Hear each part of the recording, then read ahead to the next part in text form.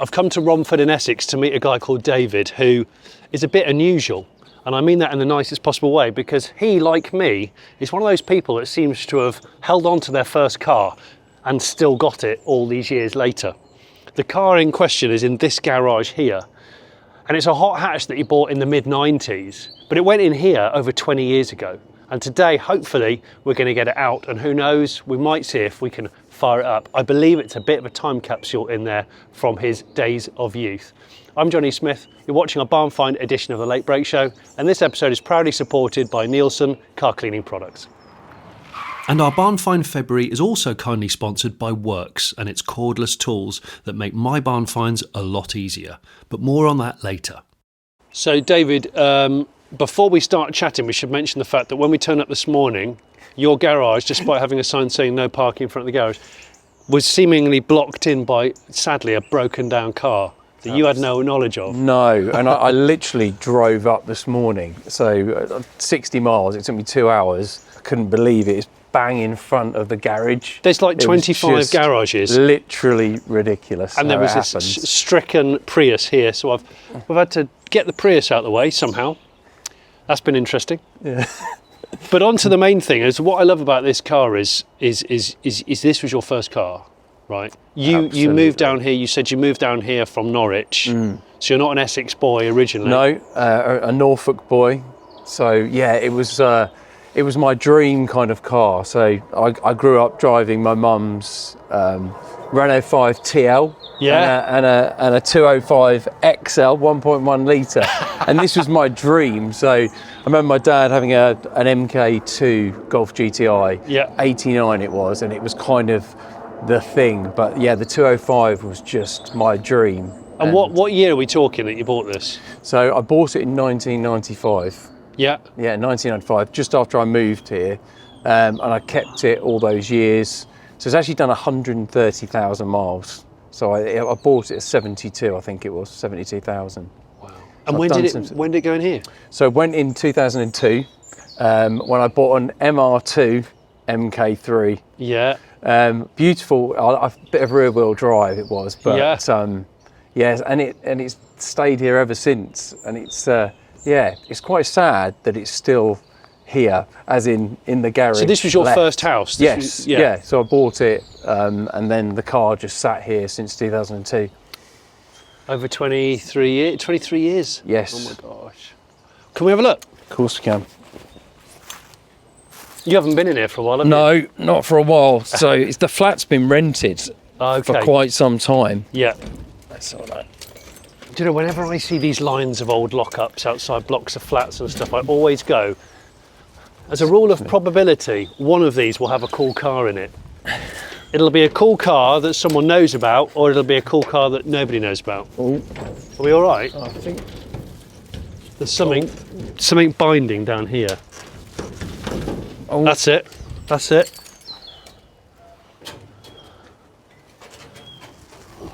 Oh. And there she is. I do not trust this door. No. I've still got my original mountain bike as well, the Kona. Oh, we've got a time warp in here, Dave. So we've got a Peugeot 205 GTI and a Kona cinder cone. It was there. So there's not too much hoarded stuff in here. I mean, you've got a nice collection of tiles. Yeah, very good value they were at the time. And a lot of people watching this, because from experience I now know that if there's a 90s mountain bike, people go crazy for stuff like that. So, and I've still got my 90s mountain bike. My first car. So the car's an 89 G-Reg?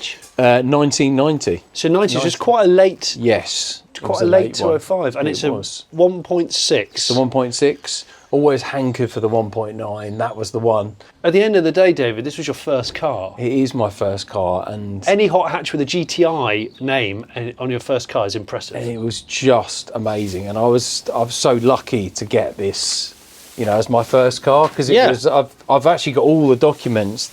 Even got all the insurance documents. I found them. I did a little bit of a hoarding thing. I went in the loft last night and found everything. Did you? All the receipts, everything that's ever been done to it, insurance, the works. You got the bill of sale for this? Yes. When you bought it? Original bill of sale, That's cool. So this was parked up because you just decided that you were like a man about town who needed a brand new Toyota MR2. That's exactly what it was.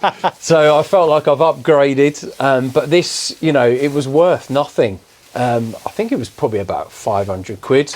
I can believe it. I've always dreamed of like restoring, and I couldn't get rid of it. Yeah. It makes me feel sad to see it because it was such a special car. And was it in good condition? I mean, yeah, it was good. I mean, it's done a lot of miles, but I cherished it as my first car. You know, so Yeah. I spent so much money on it trying to get it where it needed to be. yeah.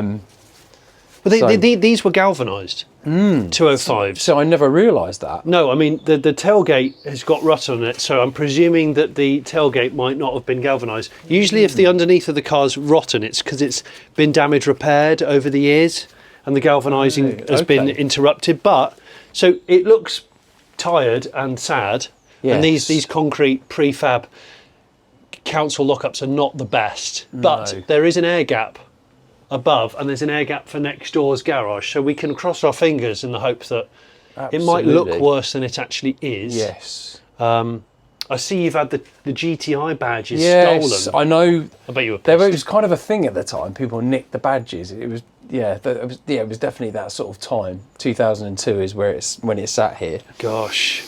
My guess is that if you've had this all this time, you're not going to sell it. Never. Probably should have mentioned at the beginning of this particular video, David, that you didn't contact me on the Late Break Show because of this car. We've got a mutual friend, Simon Browse, who actually has been building my Chevrolet Impala long-term project car, my lowrider.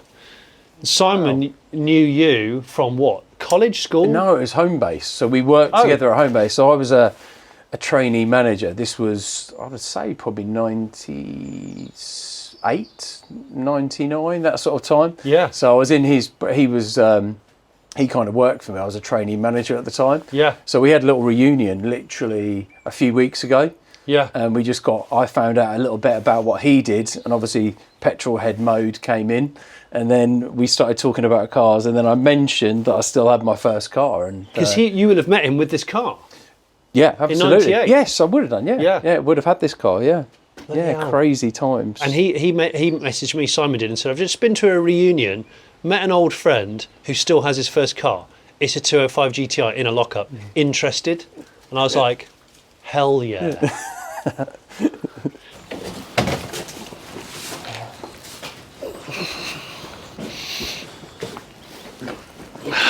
Do you want me to move those tiles a bit more? Or No, I think we can get probably away with them. Because I can get to that tyre now, put a compressor on it. Cool. Because we'll as long as it is the handbrake off it. Good question. Because hopefully you've stored it with the handbrake off. Let's just open the boot quickly. Oh, they're quite eager struts, you know. So seats are back. Parcel shelf is there, but did you put these Sony speakers in? Oh, I think I did. You must have done. I did. So this is your speaker wiring. It could well have been. You said that somebody's put something on the roof of it and dented the Yeah, roof. there was a previous tenant is kind of. I think there was a washing machine, not a washing machine, but a small fridge on it. I can see dents now where he's dumped it on there, which is really sad. And here, well, I'm going to get my compressor out. Yeah, and I don't mind telling you. One of the most important tools in my barnfind kit is this Worx 4-in-1 tyre inflator. It'll inflate up to 10 bar of pressure, it's got an LED light, and it's got an LCD digital readout on the screen. Later on in this video, you'll also see me use the Worx cordless HydroShot pressure washer kit, which uses the same 20-volt PowerShare battery packs as all their other tools. You can get this and all the other kit that you see on the Worx website with a discount code LATEBREAK10. I've pumped up 3 out of the 4 tyres. I can't get to that corner. okay, Without crawling on the bonnet, and I don't want to do that. Right, did that move at all? I don't think So so. I just want to ascertain whether it's seized on the brakes. Yeah. Is there anything? What usually happens is it's quicker and easier I'll go and get the Smart. Okay. The electric Smart, and I'll just tow it on a short rope and just nudge it out. Cool. And hopefully it will break free within a foot. Brilliant. And then we can get it out there and we can have a look at your tape collection. Not interested in the car, I just want to know your tape collection. There's some great tapes, original Clarion stereo. Yeah, I'll go and get the car. Cool.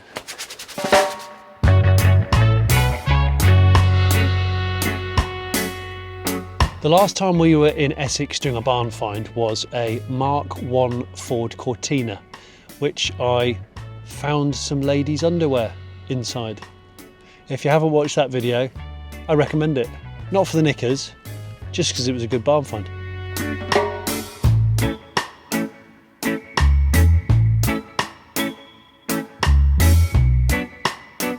It's dead close to that wall. Oh.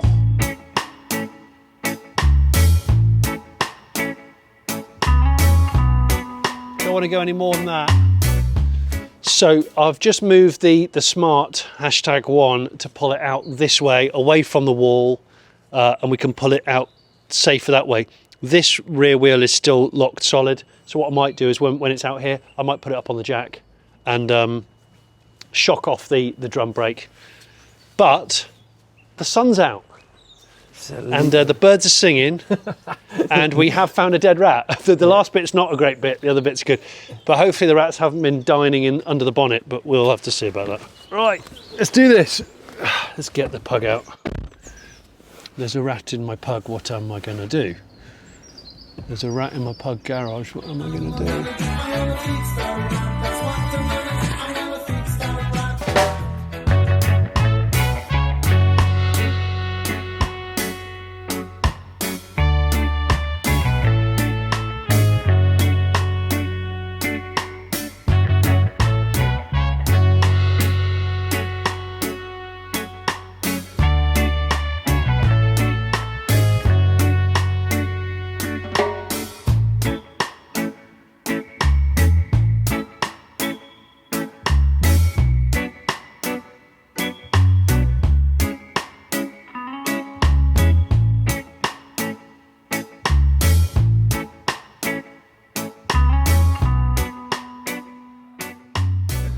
Go on then, David.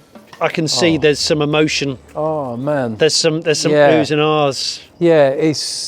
Yeah, I do feel genuinely emotional to see it again. Such amazing memories.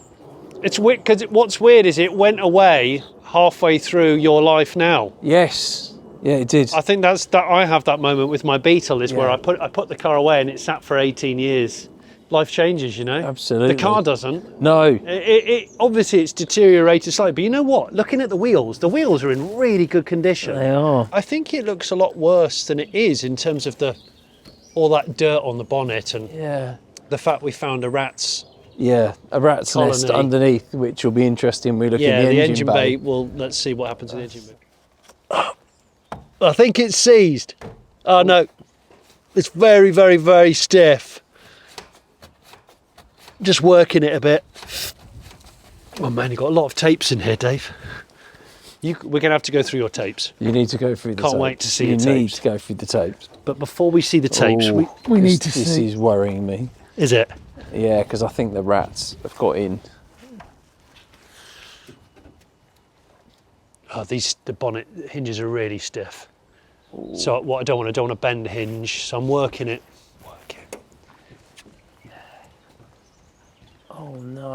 Oh no, the full rat.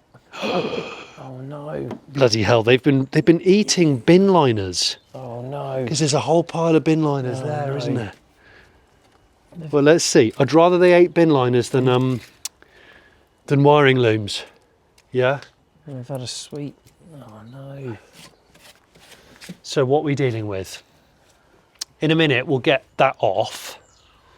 But if you look around the fundamentals, strut tops, wing tops, chassis rails, there's the jack. Look, I love the way that French cars used the engine bay for jack, sometimes spare wheels.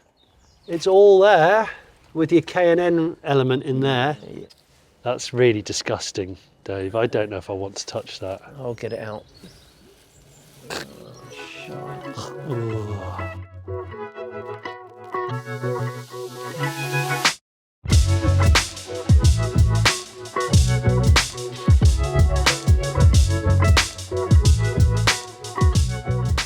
definitely been rats in your 205. What are you going to do?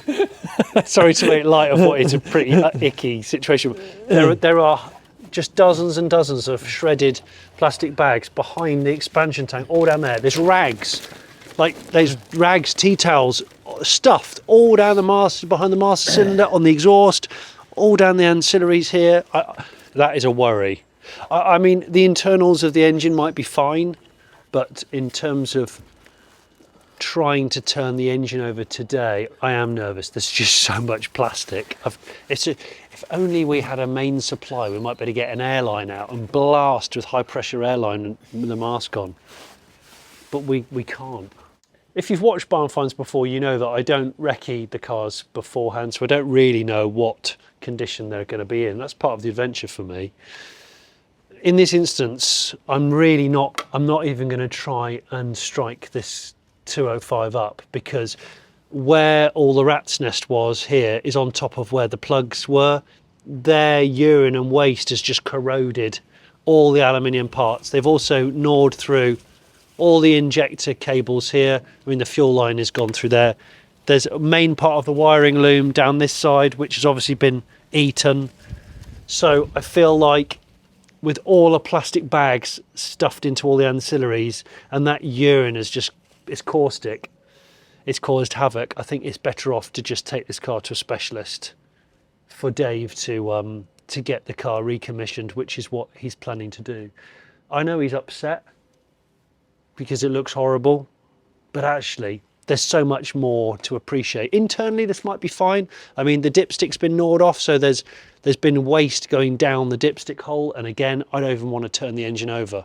The engine might be fine if we then took it into the workshop and did all that stuff. But here and now, without a water supply and without electricity and without specialist tools, I'm not going to do it. But I am going to try and clean the worst of the dust down, dust it off with this, and if I can find a water supply somewhere to fill some buckets. I've got a cordless pressure washer and I've got my Nielsen cleaning gear, so hopefully I might be able to give it a little bit of a clean.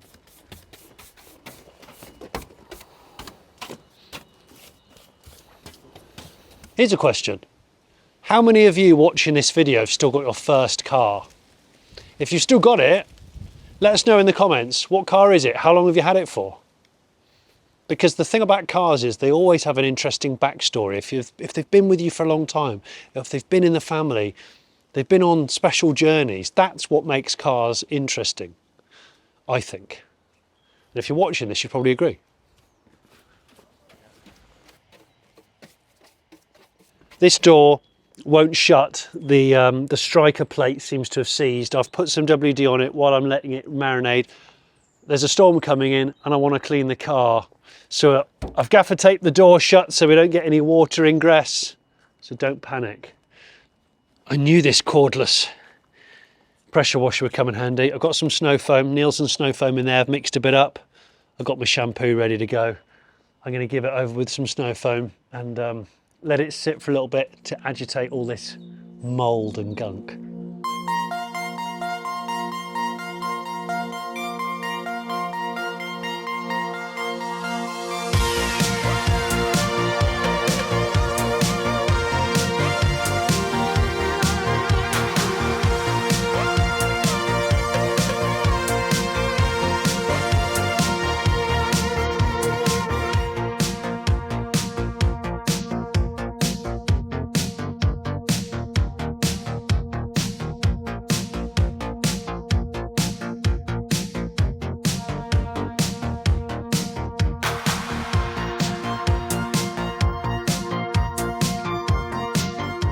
Right, while I'm letting this snow foam settle and do its thing, I'm going to just prime a bucket with some Nielsen Cherry shampoo, then I'm going to blast it down, then I'm going to give it a rub down.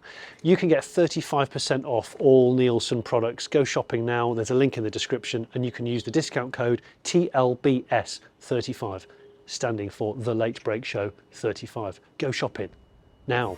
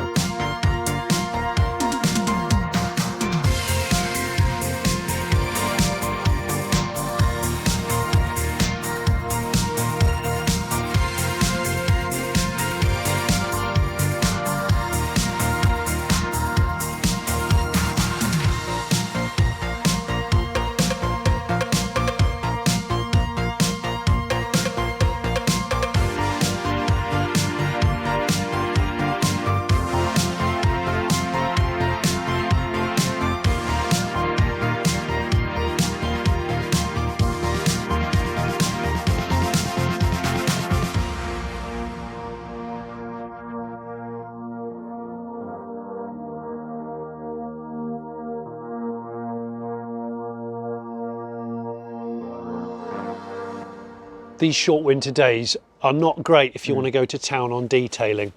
But I've done the best I could with the resources that we've got here with no electricity and no water.